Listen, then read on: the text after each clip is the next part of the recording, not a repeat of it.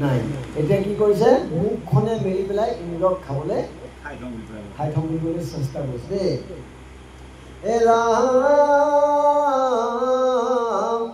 অৰ্ধউষ্ট গোট মেলি মাটি তথাপিল উৰ্ধউষ্ট গোট গাই মেঘত লাগিল আকাশে সদিখ মুখ দেখন্তে তৰাখ অন্তক সদিখ দান্ত পাতিৰ প্ৰকাশ যেন অতি ভয়ংকৰ সপে খেদি আহে লহ লহ জিভা যেন জগতকে গাহে। কৃষ্ণ এতিয়া আৰু মানে কেনেধৰণে আহিছে, মুখখন মেলি দিছে আৰু মেলি দিওঁতে তেওঁ এটা মুখৰ এটা খণ্ড চকুত ওপৰলৈ দিছে, এটা ভূমিত লাগি আছে দেই। গতিকে এটা এতিয়া আতি কৃষ্ণ আতি অসম্ভৱ দেহা চাহ নৰযাই যেন মেৰু গিৰি বুলি আহে ভূমিকাই চৰণৰ চুতে চন্ন শুৱে মেৰু গিৰি পতি পাৱে তল বল কৰে বসুন ধৰি। এতিয়াও মানে সকলোৱে অসম্ভৱ তেওঁৰ যিটো ৰূপ হৈছে এইটো মানে চাব পৰা নাযায় বুলি কৈছে। চৰণ চুতে চন্ন শুৱে মেৰু গিৰি আৰু ভৰিৰ খোজত এটা এটা পাহাৰ একদম সমান সমান হৈ গৈছে দেই। গতিকে এতিয়া বাহনৰ সৈতে কৃষ্ণ হৈছে, বাহনৰ সৈতে গিৰিনৰ হতকাই যেন মহাসপে হস্তিগত কৰি কৃষ্ণ। এ ৰাম এ প্ৰজাপতি গণ হবে ভলে কত ৰাখ এ মহাঋষি গণ হবে ভলে কহতাখ নাহি আৰু জয় হবে শুনি হাহাকাৰ এবেহে জানিলো হুৰ পতি গল আমাৰ। একদম ইন্দ্ৰক গিলি দিলে, ভিতৰলৈ সোমাই গ'ল। সোমাই যেতিয়া গ'ল এতিয়া ঋষি মুনিসকলৰ মাজত হাহাকাৰ লাগিলে অনদেৱ কি হ'ব এতিয়া। তাৰমানে ভাবি ল'লে কি যে গিলি পেলাই যেতিয়া থলে পেটলৈ লৈ গুচি গ'ল এতিয়া আৰু সুৰপতি আমি আৰু আকৌ নাপাম বুলি ভাবিছে বুজিছেনে। এতিয়া নাহি জয় জয় হবে শুনি কৃষ্ণ নাহি আৰু জয় হবে শুনি হাহাকাৰ এবেহে জানিলো হুৰ পতি গল মাৰ চন্দ্ৰ সূৰ্য বায়ু বলি কুবেৰ বৰুণ অষ্টবসু কাদন্ত ইন্দ্ৰ স্মৰি গুণ হৰি হৰি ইন্দ্ৰ তিদ খৰয় অধিকাৰী দানৱে গিলিলা তিলে কতে গইলা মৰি আমাকো গিলিবে আবে জাগ কোন পুৰি ভিতৰ হাতত হবে বুদ্ধি ভৈল চুৰি সবন্ধু মাধৱে হবে গলু ৰখা তল দত কাহি লৈবে হবে স্বৰ্গৰ মণ্ডল। হা কৃষ্ণ ইষ্ট বন্ধু চিন্তি লো তোমাক বিত্ৰ বধিবাৰ বুদ্ধি দিলা আমাক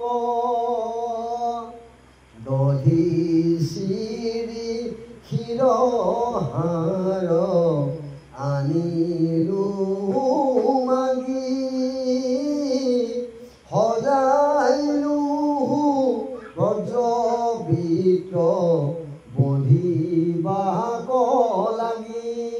খন্তেক সময় বৃত্তাসুৰৰ পেটত ইন্দ্ৰক সোমাই থকা দেখিয়েই দেৱতাসকলৰ দৃঢ় বিশ্বাসটো থৰক বৰক হৈছে অলপ, গম পাইছেনে।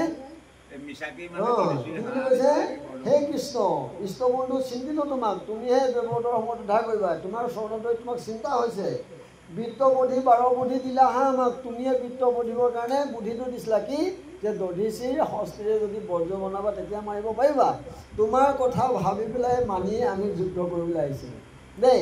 এতিয়া যুদ্ধত কি বুলি হৈছে, হেহি বৰ যে ইন্দ্ৰ তাৰ বাহু কছে দিল তভু দুৰা চাৰে আহি ইন্দ্ৰক গিলিল এ তোমাৰ বচনে আছো বুকুত দহাই বিতক কাটিবে ইন্দে এহি বজ ঘাই সিও বাক্য মিছা ভৈল আমাৰে কপালে মহন্তৰো বাক্য লৰে অভাগ্যৰ ফলে।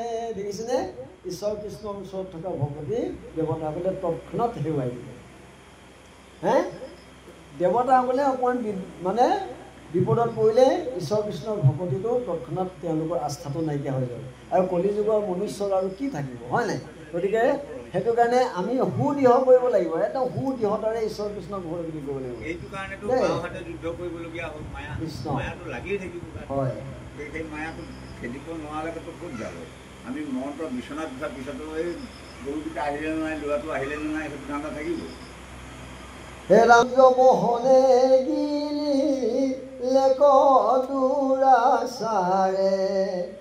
হেনয় অদ্ভুতনতো দেখি হুৰা হুৰে তজু দুখ নাহি কয় আমি হে অভাগী মৰাইলো ব্ৰাহ্মণ অকাৰ্য লাগি চাইতে চাহু নিলো যত কৰিলো পাই জানিলো বিতক আৰু বধন নাযায় সপোনতো চিন্তু হৰি তোমাৰ চৰণ অনাথৰ নাথ তুমি প্ৰভু নাৰায়ণ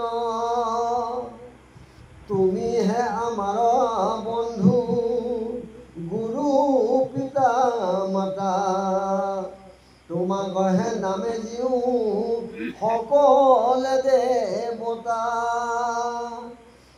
ইবেলি যি গোবিন্দ নকৰা পৰিতান তেবেহে মৰিলো ৰাখন তাও নাহি আন। প্ৰত্যেকটো কমতে তুমি আমাক সহায় কৰি আছা, কিন্তু এইবাৰ যদি সহায় নকৰা তেতিয়াহ'লে সমস্ত দেৱ সমাজেই শেষ হ'ব আৰু। গতিকে হে প্ৰভু তুমি যিটো কাম কৰিলে কৃষ্ণ